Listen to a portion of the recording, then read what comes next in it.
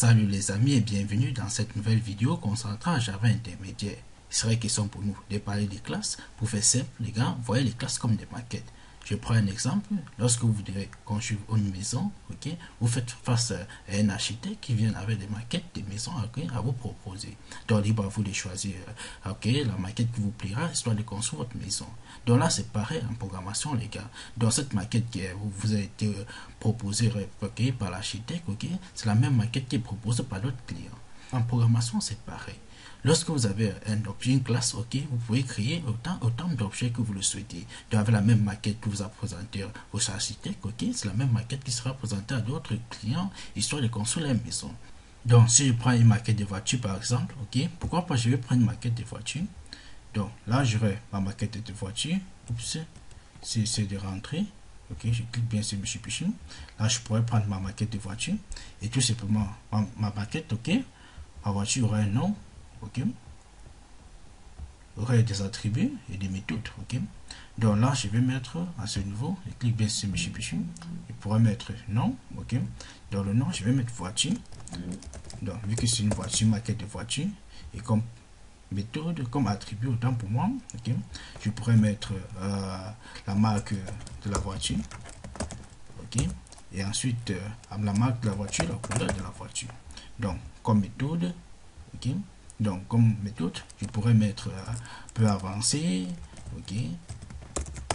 peut avancer, peut rentrer, ainsi de suite, Oups, peut rentrer. Donc, en grosso modo, vous verrez que voici ma classe, voici ma méthode, voici ma classe. En d'autres termes, ma maquette de la voiture. Donc, s'il arrive que je dois présenter, je dois fabriquer une voiture, je pourrais utiliser cette maquette-ci, pour fabriquer autant de voitures, les gars, Oups. Je pourrais utiliser cette maquette pour fabriquer autant de voitures que je le souhaite.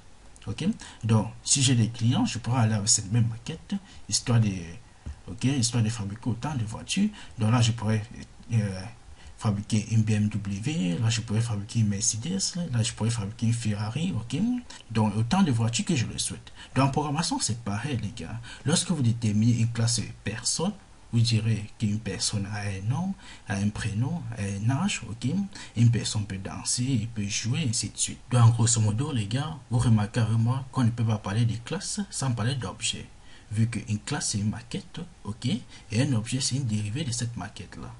Donc, si je prends un exemple, si vous voulez faire un site pour l'authentification, donnant la possibilité à l'utilisateur de s'inscrire ou de se connecter, vous pourrez créer une classe, utilisateur.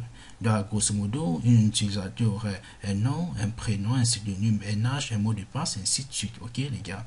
Donc, si par la suite, vous voulez développer une autre application, vous pouvez tout simplement réutiliser cette classe utilisateur. Alors, les gars, si vous avez compris la notion des classes et d'objets, les gars, c'est que pour moi, vous avez compris la programmation orientée objet. Donc, libre à nous maintenant par la suite de parler des notions d'héritage, d'encapsulation, de polymorphisme, des classes abstraites et ainsi de suite. Donc les gars, de cela, portez-vous bien. Dans la prochaine vidéo, on pourra installer notre environnement de développement Eclipse, histoire de concevoir, de poursuivre cette fabuleuse série de vidéos concentrées à Java.